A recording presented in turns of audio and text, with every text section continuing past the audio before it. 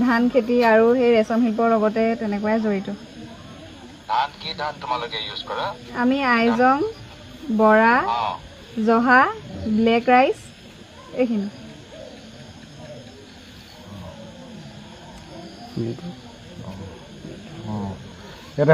পোক মাৰিবলৈ কি দৰৱ লোৱা তোমালোকে? আমাৰ তেনেকে একো দৰৱ দিয়া নহয়। আচ্ছা, আৰু ভাৰ্মি কম্পোষ্টিং কৰা নাই? মানে কেঁচু সাৰ সাৰ তেনেকে দিয়া নহয়। কেঁচু সাৰ তেনেকে ব্যৱহাৰ কৰা নহয় আমাৰ। যথেষ্ট আমি দুখিত তোমালোকৰ আজি বিপদৰ সময়ত আমি টিম পঠাইছোঁ তোমালোকৰ খবৰ ল'বলৈ।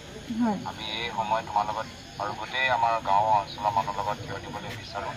যিমান আমি পাৰোঁ আমি চেষ্টা কৰিম যে যি ধৰণৰ অন্যায় তোমালোকৰ লগত হ'ল কোনোবা বেলেগ এজন লগত যেনে এনেকুৱা অন্যায় নহয়, চেষ্টা নিজৰ ফালৰ পৰা চেষ্টা কৰিম। আৰু তুমিও ধৈৰ্য ধৰি ৰাখা, এয়া আশা কৰিছোঁ দেই। হয়, বহুত বহুত ধন্যবাদ আপোনালৈ।